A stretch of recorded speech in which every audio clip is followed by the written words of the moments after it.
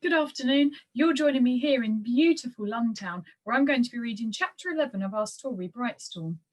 What goes up? Let's find out what happens to the children now that they've finally got out from where they were trapped in the clock tower. Mrs Beggins yanked them closer, shaking them with firm, pudgy hands. You blighters didn't come back last night. What have you been up to? Arthur looked at the tower clock. It was a quarter to the chimes of 8. Mr Beggins! Mrs Beggins shrieked. Mr Beggins came running out of Beggins Hall. Arthur knew they didn't stand much chance of escaping if Mr Beggins reached them too. He exchanged a quick look with Maudie. Each of them stamped hard on the nearest foot to them. Mrs Beggins cried out in pain, "Yow!" and let go. The twins pelted along the street and turned into old Ropey. The Beggins' footsteps thundered behind them. As they took a turn into the tight alleyway of Sankey Row, Mr and Mrs Beggins' shouts weren't far behind. There they are! Get them, Mr Beggins! With a great screech, Parthena swooped into the alley ahead of them, urging them forward. They ran onwards, knowing if they gave anything less than 100%, it would all be over. Their legs burned, yet on they darted through the alleys and streets as the minutes passed too quickly. Towards Archangel Street, their leg muscles were on fire. Not knowing it was possible to run any faster, they sped through the last few streets as the o'clock chimes ran across Lontown. 1, 2, 3. Come on! Arthur called. 4, 5, 6, 7. They rounded the corner to Archangel Street as the 8th and last chime sounded. A crowd gathered before number 4. The ground rumbled. Everyone gasped. The house was doing something utterly extraordinary. The front seemed to be folding inward, revealing great pistons and cogs whirring and crunching. And then the edges of the house joined at the front, and the door had entirely disappeared inside. Shutters opened beside the windows, and small propellers sprouted from the house, unfolding and turning. With the scrape of metal and a sound like a great cog clunking and grinding, the roof lifted backwards, folding into a huge concertina. As it peeled back, Arthur could see Harriet Culpepper close to the front above, standing by a great wheel. Her short hair waved in the wind. She wore flying goggles and a white scarf billowed beside her. Welby was close by, pointing and ordering the others who'd gathered on the roof. Felicity Wiggerty was there, her cheeks red and giant spoon in her hand, waving at the crowds below. The cannon sounded at the Geographical Society, signifying the start of the challenge. Wait! Arthur called desperately, but his voice was drowned by the further rumble of engines from deep inside the house. As the previous roof disappeared over the back, a great cloak of white fabric expanded above into an enormous balloon. Ropes were being pulled and tied and extended and heaved. Arthur watched, his mouth wide, utterly amazed at what he was seeing, but his heart pumped with panic. There was a great tearing sound, and the crowd took several steps back as the house lifted and ripped clean away from the ground. Then came a shout which made his blood turn to ice. There they are! Stop them!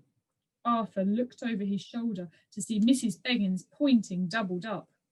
Out of breath, she had collapsed to her knees, but Mr Beggins was heading straight towards them. Arthur and Maudie pushed on into the crowd. The commotion hadn't gone unnoticed above. Felicity leant over the side, shaking her arm. Arthur, Maudie, bless my soul, it is you. Mr Beggins grabbed Arthur's left arm and twisted it behind his back. Now, where do you think you're escaping to, boy? Maudie lunged, but he was too quick and grabbed her around the neck. Let go of her, Arthur shouted. Then Parthena dived from the sky, claws bared for Mr Beggins. She grabbed his hair. He let out a yelp, ah! But managed to hold on tight to Arthur and Maudie, who were still panting from the run. Parthena flew upward again. The house rose higher as the balloon above grew ever bigger. Clunks and motors sounded as more sections of the house curved and changed, slotting into place. Number 4 Archangel Street was unlike any other house because the rickety patchwork building had hidden a great secret. It was also the most extraordinary flying ship. Finally, a small section of wood above creaked and revolved. It revealed a shining bronze plate which read, "The Aurora." As the ship rose, Arthur's stomach sank further to his feet. Mr. Beggins' hot breath was in his left ear. His left arm was pulled painfully against his back. And above, Felicity waved her chubby arms, and Harriet Culpepper was now beside her, frowning, while Felicity pointed furiously at Arthur and Maudie. Harriet shook her head, said something to Felicity, and then turned and disappeared. Arthur's heart stopped. It was too late. They'd missed their chance with Harriet. "You didn't think you were going with them, did you? You're a nobody. Who else in Lontown would take in a good-for-nothing broken boy like you? I paid good sovereigns," Mr. Beggins sneered into his ear. "Sovereigns that we've earned back many times over," Maudie shouted. Just then, a flash of silver came from above. The people standing either side of Arthur stepped aside, but Mr. Beggins was too busy trying to keep hold of the Brightstorms to notice. Felicity's great silver spoon spun through the air and hit him square on the forehead. His grip lost power and he fell to the ground with a great thud. "You've got to be the foulest kid-crunching spindly worm I ever set eyes on, picking on innocent children." Felicity Wiggledy blew a great raspberry. Maudie gasped for breath and rubbed her neck. "Are you all right?" Arthur said. She nodded. "Of course. Are you?" "Never better." Felicity cheered and beckoned them to hurry up. The ship hovered a good 2 meters from the ground now, and it had started to rise. Harriet Culpepper appeared once more beside Felicity, but this time she held a rope. Her eyes met Arthur's. "You can do it," she called, and hurled the rope into the air. It fell just short of the ground. Arthur felt every eye in the square upon them. "Jump!" Felicity shouted. Maudie jumped first and scurried up the rope to make room. Arthur ran towards the rope as it began to rise along with the ship. "Come on!" Maudie cried. With an almighty leap, he propelled himself up and grabbed the rope with his left arm. Within seconds, his muscles burned. He twisted his wrist and wound the rope around. "Don't you dare let go, Artie!" Maudie yelled from above. But there was little he could do, as he couldn't clamp his iron hand onto the rope without the other hand moving his iron fingers. He would have to hold on, or it would all be over. Gasps came from the crowd as the ship rose. When he glanced down, Mrs. Beggins was there, jumping for his foot and grabbing it. With every bit of energy that he could gather, Arthur kicked out of her grasp and she fell backwards. Arthur slipped down a bit, only just managing to keep a hold. A second rope fell down alongside him as the ship ascended at an alarming rate. His heart plummeted to his boots as he rose up and up. "Don't look down!" Felicity shouted. "Hold on!" called an approaching voice, strong and commanding. Harriet Culpepper was climbing down to them on the second rope. "Keep going up, Maudie. I'll help Arthur." Every muscle in Arthur's left hand and arm burned furiously, and the straps of his iron arm dug into his shoulder, pulling at him. Harriet shinned down beside him. "Can you swing your legs and wrap them around my back? Then we'll go up together." "I can't clamp my iron hand on the rope without using my other hand. I can help pull with one arm if you can take my weight." "Oh, don't worry about that. The crew will help us. Swing over on 3, squeeze tight, let go of your rope and grab onto my shoulders. 1, 2, you can do it, Artie," Maudie shouted. Arthur swung his legs towards Harriet. For a dizzying moment, he looked at the crowd and his weight dragged him back. They gasped and screamed and Parthena dipped and whirled around him, unable to assist. Then he released the rope and threw his arm around Harriet, trying his best not to strangle her.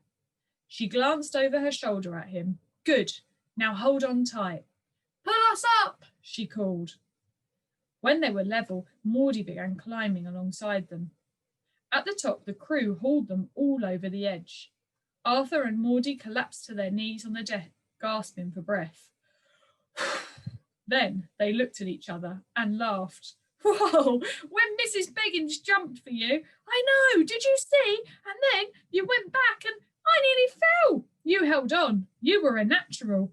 And Miss Culpepper, they finished together, looking up as Harriet climbed over the side and jumped to standing, as though she'd simply been for a stroll around the garden. That's one strong arm you've got there. Harriet adjusted her scarf. I take it that you both accept my offer of employment? The twins nodded and grinned. Then welcome aboard the Aurora. She put her hands to her hips. But I should be clear that lateness will not be tolerated. Sorry, Arthur said. Captain Culpepper, Maudie finished. Oh, Captain Culpepper was my father. I built the ship with a different philosophy in mind. Ooh. Philosophy? We're all in this together, and we'll have to take on different roles throughout this journey, so titles have no place here. It's the strength of our ideas that will give us authority, not a title we bear. So please, call me Harriet. Parthena screeched, and Arthur extended his arm. She landed gracefully and then butted her head into his cheek. And you're welcome along too, although I'm not sure that Queenie will be pleased, Harriet said. A huge shout of, "Watch out!" came from below, followed by a flash of silver and a clang as the silver spoon clattered across the deck. Oh, it's me lucky silver spoon! Felicity raced to the edge and looked down. Thank you, people of Lontown! The metal spoon nearly came to a stop a few inches from Arthur's iron arm, and then changed direction, gliding over and sticking against the metal. He pushed himself up and lifted his arm and the spoon towards Felicity. How in Lontown are you doing that? Felicity said. It's magnetised, Maudie said proudly. Bless my bunions, you clever thing, she laughed. But I hate to tell you, it means that your spoon must not be silver after all, Maudie said. Felicity frowned. But Great Uncle Mungo swore it was forged in the silver mines of Berwick Bar, that lying lizard.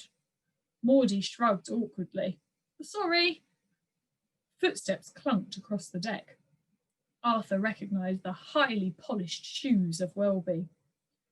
You obviously chose Madame Wiggerty for her language and charm, he said to Harriet in his polite uptown tone. Despite her salty language, her chocolate cake is legendary in Lontown, Harriet said. She smiled and shrugged. Welby looked at Arthur and Maudie. When you two have finished having fun, we have got a ship to steer, and after that little delay, our rivals are already much higher than us. Then all crew to the pumps, declared Harriet, her cheeks glowing and an undeniable sparkle in her eye. And that is the end of chapter 11. You'll have to come back tomorrow to hear about what happens as they start their great expedition and the race to reach South Polaris. I'll see you again very soon.